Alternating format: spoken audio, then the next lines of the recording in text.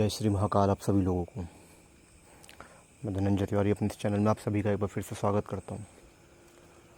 आज मैं आप लोगों को कुछ ऐसे भयानक रहस्य बताने वाला हूँ शमशान के बारे में। और कोई ऐसा वैसा शमशान नहीं, भारत का सबसे बड़ा शमशान मणिकर्णिका।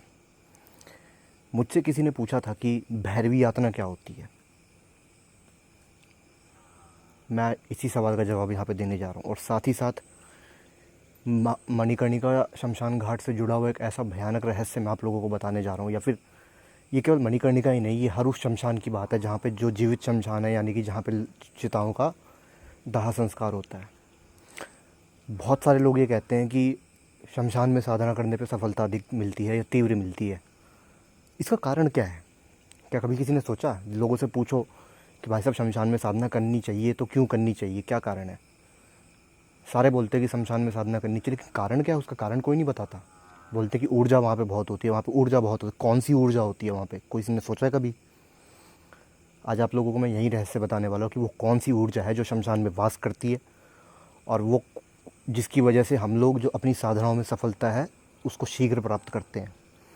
क्योंकि कायदा ये बोलता है, या हम ये कह लीजिए कि नियम ये बोलते हैं कि शमशान में जिसका दाह संस्कार हुआ वो तो मुक्त हो गया ना, प्रेत योनि में से तो रहा ही नहीं वो। तो फिर हम लोग शमशान में सिद्ध क्या करते हैं? आज मैं आप लोगों को बताता हूँ कि वहाँ पे सिद्ध क्या होता है। बहुत समय से मैं इस सवाल का जवाब ढूंढ रहा था और बहुत समय लग गया मुझे इस सवाल के जवाब तक पहुँचने में, लेकिन जवाब मिल गया। जब आप का जन्म होता है, जब आप पैदा होते हो, तो ऐसा तो होता नहीं है कि आपने डॉक्टर ने कोई इंजेक्शन लगाया और आप पैदा हो गए। उसकी एक पूरी प्रक्रिया होती है, उसका एक पूरा समय काल होता है, समय चक्र होता है कि आप माँ के गर्भ में आप एक स्थान लेते हो, वहाँ पे आप अपने आप को धीरे धीरे धीरे धीरे बड़ा करते हो और करीब 9 महीने के समय के बाद में आपका जन्म होता है। यानी कि आपके जन्म लेने का एक पूरा समय चक्र है, पूरा एक काल है। आप ऐसी कोई एकदम से झटके पे पैदा नहीं हुए हो, ठीक है। विज्ञान ये कहता है, साइंस ये बात कहती है कि आदमी का शरीर जब मर जाता है, यानी कि आदमी की जब मृत्यु हो जाती है, उसके बाद भी वो कम से कम 11 या 15 दिनों तक जीवित रहता है। हालांकि उसका शरीर क्रियाशील नहीं होता, उसके शरीर में कोई हलचल नहीं होती, कोई धड़कन नहीं होती, लेकिन कोई भी चीज़ नहीं होती, लेकिन उसके बाल बढ़ेंगे। अगर आप एक मृत व्यक्ति को करीब 2 हफ्ते के लिए छोड़ दो, उसको दाह संस्कार मत करो, तो आप ये देखोगे कि उसके बाल बढ़ रहे हैं, उसके नाखून बढ़ रहे हैं। उसके शरीर के अंदर बाल और नाखून कब बढ़ते हैं? जब हमारे शरीर के अंदर हार्मोनल चेंज होता है, हार्मोन्स की वजह से। और इसका अर्थ ये होता है कि हमारे शरीर बाहरी रूप से मर चुका है, लेकिन अंदरूनी रूप से हमारा शरीर अभी जीवित है, उसमें प्राण ऊर्जा भी शेष है।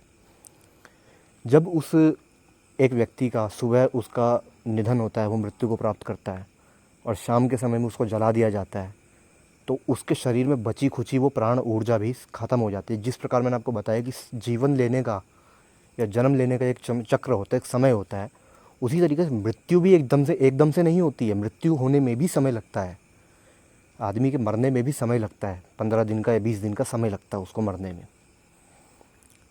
इसका कारण यही होता है कि हर चीज़ का एक प्रोसेस है, हर चीज़ का एक तरीका है। शमशान में हमने एक ऐसे व्यक्ति को जला दिया जिसकी सुबह मृत्यु हुई है और शाम को हमने उसको जला दिया, यानी कि उसके शरीर की जो बची हुई प्राण ऊर्जा थी वो भी ख़त्म हो गई। लिंग पुराण के अंदर, लिंग पुराण में इस बात का उल्लेख मिलता है कि मनुष्य के शरीर में 10 प्रकार की वायु का वास होता है। 10 प्रकार की वायु का मनुष्य के शरीर में वास होता है। उसमें से जो 10वीं वायु कही गई है उसका नाम है धनंजय, और यही वो वायु है जो मनुष्य के शरीर में मरने के बाद भी रहती है, और यही वो प्राण ऊर्जा है। तो जब हमने एक व्यक्ति के शरीर को जला दिया, सुबह वो मरा, शाम को हमने उसको जला दिया, यानी कि इंस्टेंट हमने उसको जला दिया। जलाने के बाद क्या हुआ? उसकी जो प्राण ऊर्जा है ना, वो प्राण ऊर्जा एक झटके पे ख़त्म हो गई। तो ये जो होती है, ये एक प्रकार की बलि होती है, मनुष्य की बलि, मानव बलि, नर बलि जिसे हम कहते हैं ना। तो इस मानव बलि के चलते शमशान के अंदर वो ऊर्जाएं होती हैं जो एक नर बलि के दौरान प्रकट होती हैं। वो ऊर्जा भले कम मात्रा में होगी लेकिन होगी। जैसे कि मैंने आप लोगों को, अगर आप लोग समझेंगे इस चीज़ को तो आप लोगों को बहुत प्यार से समझ में आ जाएगा कि मनुष्य का शरीर मरने के बाद भी एक समय तक जीवित रहता है, बाहरी रूप से नहीं, आंतरिक रूप से। ठीक है, भले वो प्राण ऊर्जा 1% हो या 0.0 कुछ परसेंट हो, लेकिन है तो सही। जब उसको जलाया जाएगा तो उसकी वो प्राण ऊर्जा बलि के स्वरूप में ही बाहर निकलेगी, क्योंकि वो अपना नॉर्मल चक्र पूरा नहीं कर पाई है। और यही वो ऊर्जा होती है जिसकी कमी, जो जो मतलब कि अगर एक साधक को साधना करनी है और उसको ऊर्जा की कमी पड़ रही है, और यदि वो उस साधना को शमशान में करता है तो उसको ये ऊर्जा की कमी जो है वो पूरी हो जाती है। कारण यही होता है कि मनुष्य के शरीर में जो बची हुई प्राण ऊर्जा है वो उस जगह पे विचरण करती है। ठीक है। और अब इसका इसका भी एक ऑप्शन है कि कई शमशान ऐसे होते हैं जिसके अंदर महीने में कोई लाश आई है, 2 महीने में कोई लाश आई, लेकिन तो वहाँ पे ऊर्जा की कमी कैसे पूरी होगी। मैं यहाँ पे बात कर रहा हूँ उन शमशानों की जिनके अंदर की लाश का जलना कभी बंद नहीं होता। जैसे कि अगर मैं बात करूँ मणिकर्णिका शमशान घाट की, तो मणिकर्णिका शमशान घाट में 100 से 200 लाशों का एवरेज है डेली का जलने का। ठीक है। अगर एक लाश के जलने पे 0.1% ऊर्जा निकलती है या बनती है, तो 100 लाशों के जलने पे या 200 लाशों के जलने पे आप मान के चलिए कि 70 से 80% जो ऊर्जा है वो वहाँ पे बैठ रही है। ठीक है। यही वो ऊर्जा है जो एक साधक को चाहिए अपनी साधना पूरी करने के लिए, और इसीलिए अधिकतम लोग ये बात बोलते हैं कि साधना जो है वो शमशान में करनी चाहिए, क्योंकि पहली चीज़ शमशान में एकांत होता है, दूसरी चीज़ वहाँ पे साधक को वो ऊर्जाएं मिलती हैं जो उसे बाहर कहीं नहीं मिल पाएंगी, यानी कि बलि की ऊर्जा। ठीक है। ये कारण होता है। इसका मतलब ये नहीं है कि आप नरबली को मैं सपोर्ट कर रहा हूँ, मैं नरबली को सपोर्ट नहीं कर रहा हूँ, या फिर मैं किसी भी प्रकार की बलि को सपोर्ट नहीं करता। मैं फल की बलि को भी सपोर्ट नहीं करता, क्योंकि मेरा ये मानना है कि फल के अंदर भी एक प्रकार का जीवन होता है। साइंस इस बात को कहता है कि फलों के अंदर भी या फिर वृक्षों के अंदर भी एक प्रकार का जीवन होता है। तो मैं फल की बलि को भी वो नहीं करता, लेकिन देनी पड़ती है कहीं कहीं पे हमें, जो बलि है वो देनी पड़ती है। क्योंकि कारण ये है कि फल के, कुछ फलों को जो है ना, इन बलियों का विकल्प बताया गया है हमारे शास्त्रों के अंदर।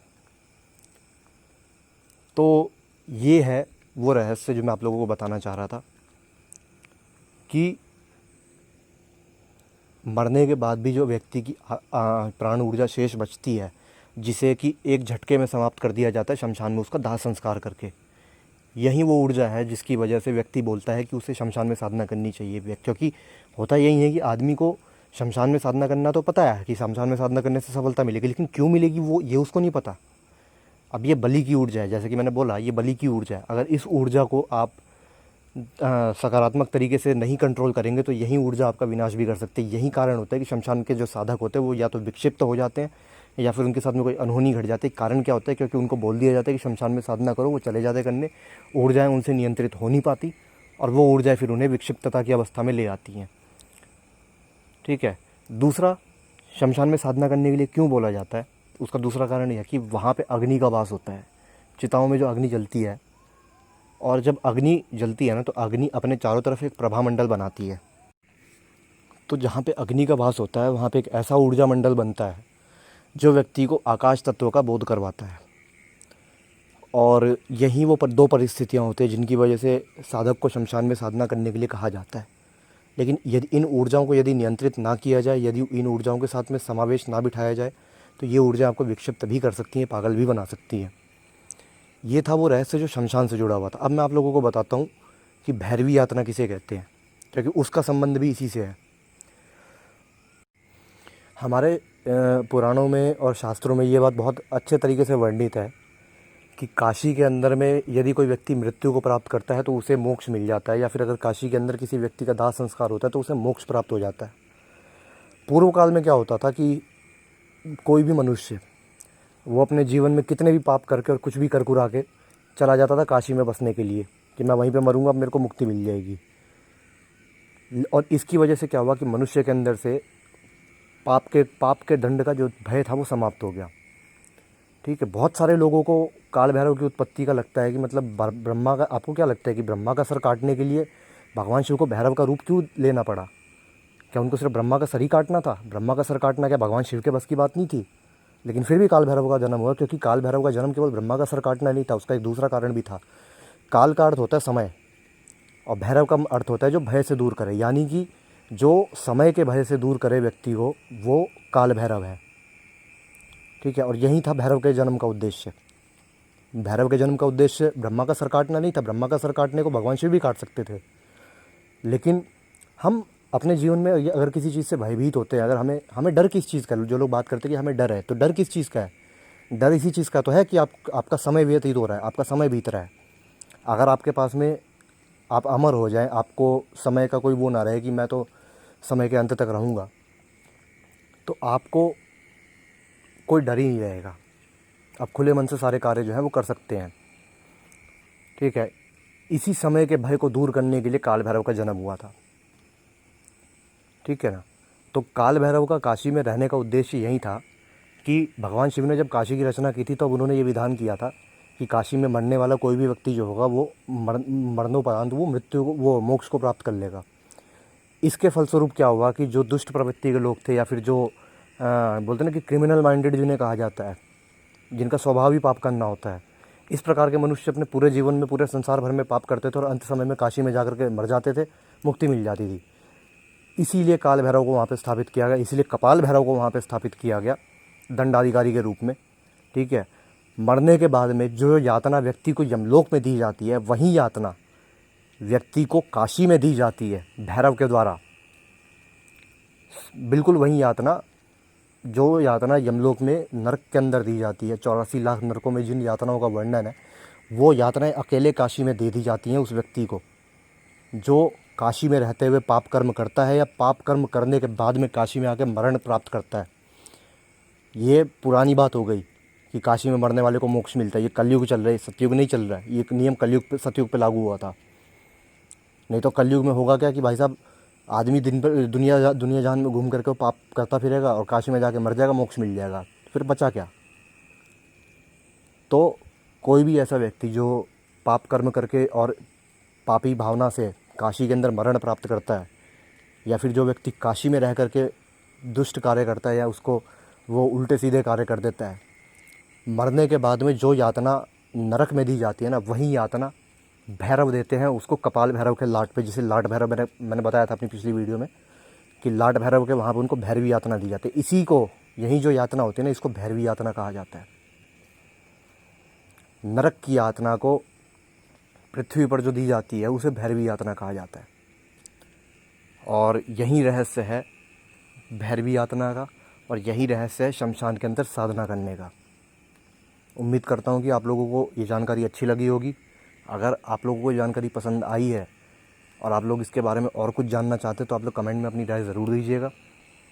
अभी के लिए मैं आप लोगों से विदा चाहूँगा इस वीडियो में। जय श्री महाकाल, जय कपाल भैरव आप सभी लोगों को।